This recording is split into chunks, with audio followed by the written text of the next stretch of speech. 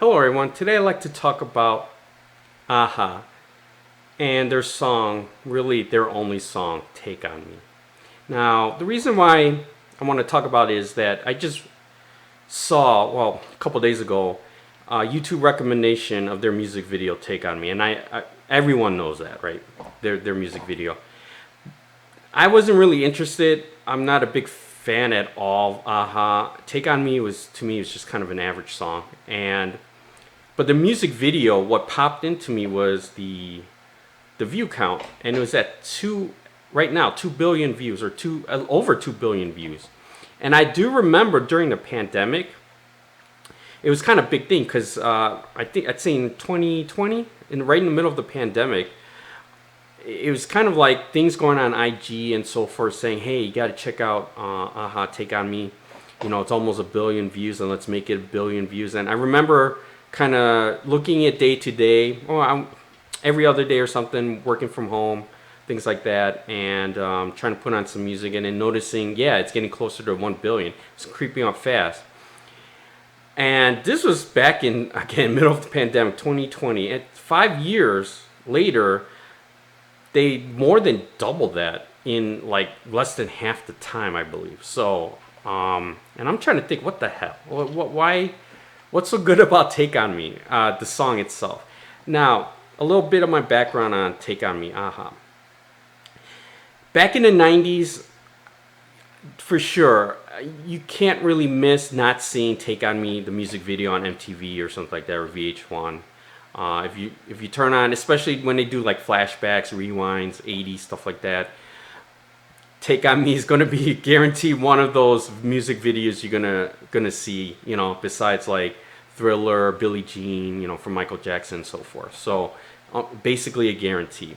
And I'm trying to recall as a kid where I first heard it, and I don't think I ever heard it on the radio. I barely recall listening to it on the radio at all, or hearing the song. I would have heard the song before the music video, and I think it's really where I first heard of the song was the music video on MTV.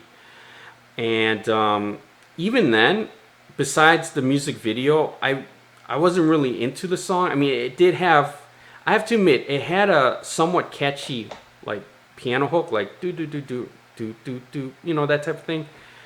But outside of that, I thought the song itself was just mid. And if you compare it to other synth pop songs of the 80s, I always thought, Take On Me was average. I don't think it would stack up to, maybe other like top 50 songs. It might not be on my top 50.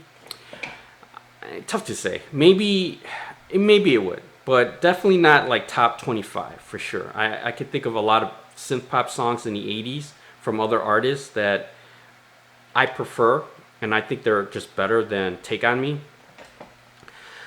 And if you're just talking about Take On Me in the 80s versus all other music genres coming out of the 80s, it wouldn't be in my top 100 or, that type of thing. However, most people would rank in the top 100 because it's iconic. Iconic. I'm just going to air quote this, iconic. Now, from the music videos as a kid, I never heard them again on the radio or outside of some streaming recently, until I got this, the CD. I'd say mid 2000s, their greatest hits.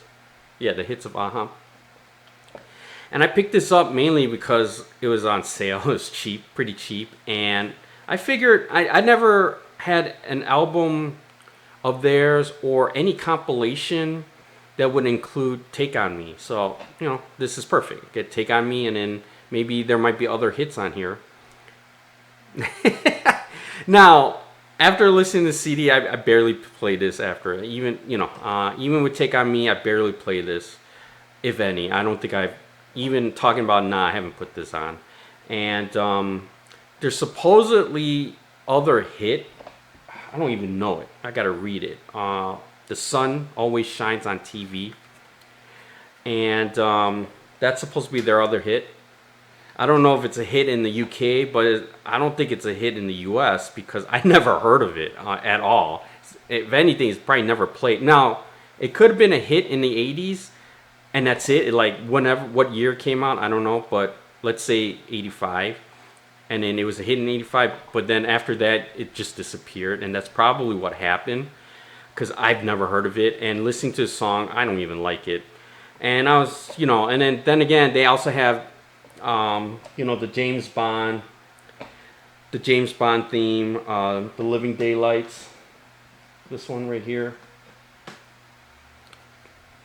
I talked about James Bond in another video, but I don't think I mentioned that on this CD's the 30th anniversary, so it doesn't include any of the, I'd say, the Daniel Craig era James Bond, but pretty much has everything on here before him.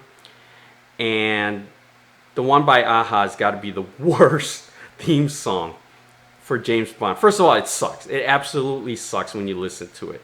So 80s synth pop for sure. It's like pure, you can't get away from it, okay? Second of all, it wasn't appropriate at all for really any James Bond movie because it doesn't feel like a James Bond. Now, I'm not saying it has to be like the shaken, not stirred, loungy type music. No, nothing like that. But definitely not The Living Daylights. Definitely not that. Again, that's the worst. And yeah, it's a hit. God, it's so bad. So, a-ha to me, their music is typical product of the 80s synth pop groups, and just not good. I mean, compared to their contemporaries at the time, there are quite a bit of other groups in the synth pop, and I'll even isolate it to non-US synth pop groups that are way better than a-ha. a-ha is just really Take On Me, and that's it. And even then, Take On Me, to me, it's just an average song. Now, the reason why I want to bring this topic up is, why is Take On Me so iconic? Okay, I quote this, iconic. Everyone considers this one of the top songs of all time in the 1980s. I don't get it. I could think of so many other songs better than Take On Me. And again, the do it's okay. It's kind of a campy, I don't know, like hook or something. It's campy. It's not really that awesome or anything. Actually, I'm gonna take this back. I don't really like the song, but what I really like about Take On Me is when they're singing the chorus. Take on me, take on me, take me on. Take on me. And in this part, right after that, I don't know the lyrics to it, what's after that, but I'll be gone maybe. I think I'll be gone. When he gets to that part, the music kind of slows down a bit. It kind of like, almost like the beat, the tempo was like cut in half or something. It goes like, I'll be, that part, that's the one I like actually. And when I listen to Take On Me, I always kind of, when I hear it, I kind of anticipate that part, and that's what I like. So, okay, I'm not going to diss the song entirely, but there's some good parts to it. I just don't think overall it's a great of a song. I think it's way overrated. Now, why is it so popular? And you look back, remembering for me as a kid, first time and all the time, majority of the times I hear the song is on MTV with the music video. And then now today, you see their music video hitting over 2 billion views. And I haven't really checked out all their other hits, but I'm pretty sure they'll be lucky to hit like a million or so. I could be wrong. It could be a few million or something, but not even close. Okay. And for an average song, in my view, why is it so popular? And really, to me, this has to be the whole truth. This has to be the fact. The music video made the song, okay, not the other way around. And if you do look in the history of it, it really was the music video that kind of spread around the world and made that a worldwide hit. Without that music video, to me, it's just what should have been would have been an average song, average synth pop. It might not even hit the U.S. Okay, and history could have been totally different for Aha and Take on Me, things like that. That music video is so. That's the thing that's the iconic song is not the song itself; it's the music video, right?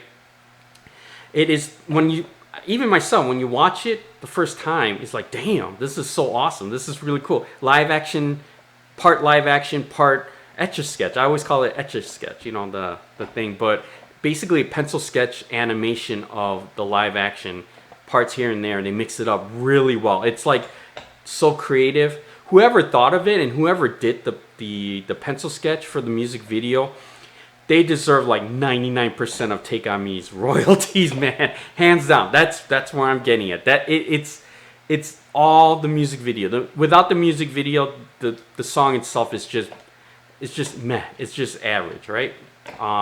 In my opinion, there's nothing that stands out better than majority of the popular music in the 80s of that time, and even in the same synth pop genre. It's that music video you just can't get away from. And when I listen to Aha, whether it comes up streaming again or if I have to listen to the CD, when I hear Take on Me, the very first thing that pops into my mind is the music video, the Etch-a-Sketch stuff. So with basically what I'm getting at is Take on Me is just an average track, slightly above average at best, okay, for a synth pop 80s song. But what makes it iconic is just really the music video. Without the video, that thing is just, it probably wouldn't hit the United States and wouldn't be as popular as it is back then, or definitely as popular as it is right now according to YouTube views. All the credit should go to the people who designed, produced, and actually did the sketching of the music video. To me, again, 99% of Take on Me, all of the royalties on Take on Me should go to that team of the music video team. So anyway, what's your opinion? If you're an Aha fan, I probably pissed you off. I don't care because I know I'm right. So anyway, that's all I've got to say. What do you think on Take on Me? All right, thanks. Bye.